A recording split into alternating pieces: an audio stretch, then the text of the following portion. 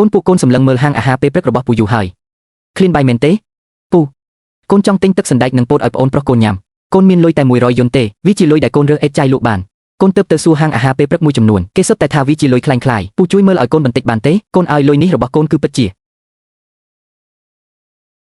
កូនឲ្យលុយនេះគឺសុទ្ធលុយពិតមិនអីទេមកនេះមកមានទឹកសណ្ដែកនិងពោតទៅនឹងលើកចេញពីឆ្នាំងកំពុងតែក្តៅពួកកូនអង្គុយញ៉ាំទៅមែនហើយលុយនេះគឺជាលុយពិតប្រាកដញ៉ាំយឺតកូនកុំឲ្យស្ទះមកផឹកទឹកសណ្ដែកក្តៅឲ្យស្រួលខ្លួន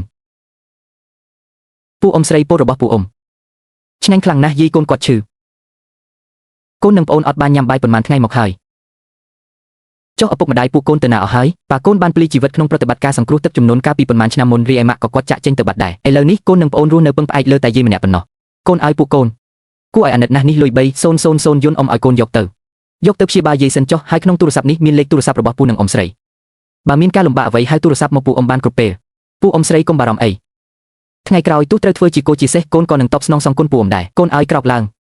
អ្នកណាក៏មានពេលជួបការលំបាកដែរពេលក្រោយរស់នៅឲ្យបានល្អប្រសើរជាងការសងគុណអ្វីទាំងអស់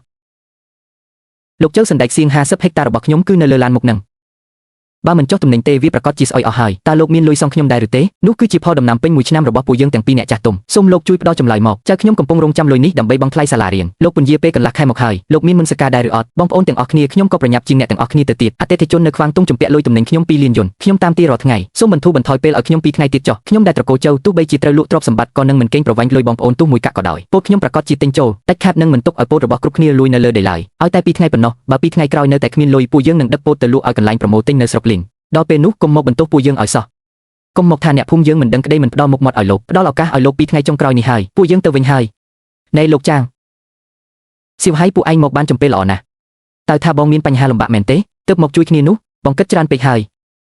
យពួកយើងមកទារលុយវិនិយោគ5សែននោះវិញទេកូនប្រុសខ្ញុំត្រូវរៀបការហើយត្រូវការទិញផ្ទះកំពុងត្រូវការលុយខ្លាំងបងធំឬថាខ្សែចង្វាក់ទុនរបស់បងដាច់ហើយមែនទេបងប្អូនថ្មីនៅតែត្រូវឲ្យអ្នកគិតគូរពីលុយកាក់មែនទេថ្ងៃនេះបើអ្នកមិនព្រមសងលុយមកទេយើងនឹងប្តឹងទៅតុលាការយកទៅបង្កប់សង្វាក់ផលិតកម្មកំទេចកំទីនេះសងបំណុលសិនសៀវហើយកាលពីមុនពេលពួកឯងគ្មានលុយទិញផ្ទះខ្ញុំសុខចិត្តលក់ផ្ទះចាស់ដើម្បីជួយពួកឯងឥឡូវនេះពួកឯងបែរជាមកជន់ពន្លិចគ្នាទៅវិញជប់និយាយរឿងចាស់ទៅពេលនេះអ្នកណាមានលុយអ្នកនោះជាបងប្អូនបើគ្មានលុយអ្នកគ្រាន់តែជាបន្ទុកប៉ុណ្ណោះប្រញាប់ទៅរៀបចំលុយមកឲ្យខ្ញុំលោកចៅពួកគេទាំងពីរអ្នកនៅតែជាប្អូនប្រុសនិងប្អូនថ្លៃស្រីរបស់អ្នកមែនទេដល់ថ្នាក់នេះហើយនៅមកគៀបសង្កត់យកលុយទៀតអើពិតជាគ្មានទឹកចិត្តបងប្អូនបន្តិចសោះគ្មានសំបីតែភាពជាសាច់ញាតិប្រពន្ធឲ្យឬមួយសាកទូរស័ព្ទសួរស្រីតូចទៅប្តីឲ្យកុំបារម្ភអីខ្ញុំនិងស្រីតូចធំដឹងក្តីមកជាមួយគ្នាហាងកែសម្ផស្សទំនើបរបស់នាងចំណាយថ្លៃតុបតែងនិងឧបករណ៍ក៏សុទ្ធតែយើងជាអ្នកចេញលុយឲ្យដែរស្រីតូចទីបំផុតបងរកអូនឃើញហើយហេតុអ្វីទូរស័ព្ទអូនខំមិនចូលពេញមួយព្រឹកអញ្ចឹងបងស្រីធំនេះអីពីថ្ងៃនេះអូនរវល់តែទទួលភ្ញៀវវេបដែលមកធ្វើការផ្លាទីនំមិនបានឬសំឡេងទូរស័ព្ទទេមិនក៏អញ្ចឹង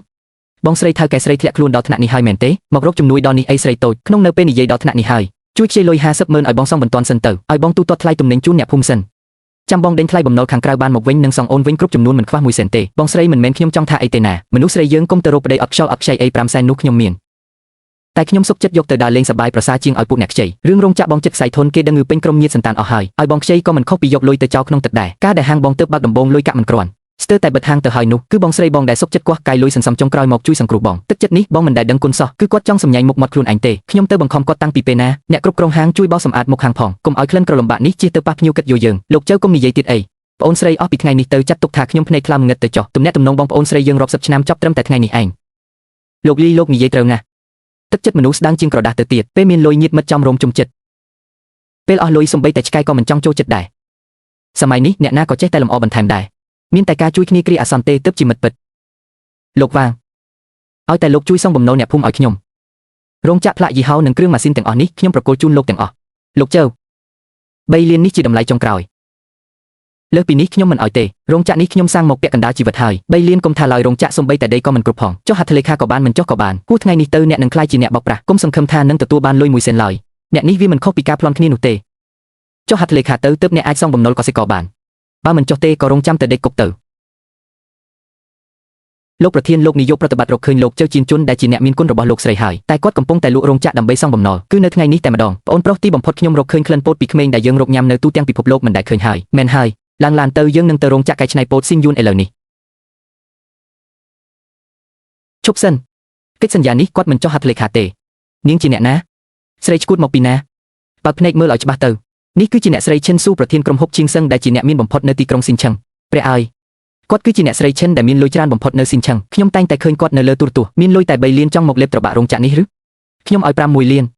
មិនត្រឹមតែប៉ុណ្ណោះបំណុលក្រៅផ្លូវការទាំងអស់របស់ពូជើខ្ញុំឈិនស៊ូនឹងទទួលខុសត្រូវទាំងអស់អ្នកស្រីឈិនយើងមិនដែលស្គាល់គ្នាផងហេតុអ្វីអ្នកស្រីត្រូវជួយខ្ញុំពូជើកុំទាន់អារន្ធត់អីខ្ញុំដឹងថាផលិតផលរបស់រោងចក្រពូសុទ្ធតែមានគុណភាពល្អគ្រាន់តែពេលនេះកំពុងតាក់ទងរឿងដើមទុនបន្តិចបន្តួចពូជួយណែនាំផលិតផលរបស់ពូទៅខ្ញុំនឹងឲ្យពិភពលោកបានឃើញពីម្សៅពោតដែលល្អបំផុតរបស់ចិនលេខាចាងភ្ជាប់វីដេអូសន្និសីទភ្លាមឲ្យថ្នាក់ដឹកនាំជុំវិញពិភពលោកទាំងអស់បានស្ដាប់បានលោកស្រីប្រធានខ្ញុំនឹងរៀបចំជូនភ្លាមអាឡូខាងទីស្នាក់ការកណ្ដាលមែនទេត្រៀមបើកកិច្ចប្រជុំវីដេអូស្គាល់ភ្លាមលោកនាយកខេនេះគឺពូយ៉ាវលោកជឿជាក់លើខ្ញុំចុះគ្រាន់តែណែនាំផលិតផលល្អឲ្យគេបានស្គាល់ច្រើនឡើងមិនអញ្ចឹងឬពីការការពារសុខភាពសម្រាប់ក្រុមគ្រួសារយើងតែហេតុអ្វីបានជាអ្នកចង់ជួយតាដែលចាស់ជ្រាម្នាក់នេះលោកពូជូតើលោកពូភ្លេចក្មេងប្រុសស្រី2នាក់ដែលឃ្លានរហូតស្លេកស្លាំងនៅមុខតូបលក់អាហារពេលព្រឹកកាលពី15ឆ្នាំមុនហើយឬអ្នកទាំងពីរបានឲ្យពោតនិងទឹកសណ្តែកពួកគេញ៉ាំបានឲ្យលុយសង្គ្រោះជីវិតពួកគេចំនួន300យន្តថែមទាំងផ្ដល់ភាពជឿជាក់លើជីវិតដល់ពួកគេទៀតផងតើអ្នកទាំងពីរគឺជាក្មេងកាលពីពេលនោះមែនទេបាទពេលនោះខ្ញុំនិងប្អូនប្រុសបានត្រឡប់មករកអ្នកទាំងពីរវិញតែអ្នកទាំងពីរមិនបានលក់ដូរនៅទីនោះទៀតទេខ្ញុំតាមរកអ្នកទាំងពីរអស់ជាច្រើនឆ្នាំអូ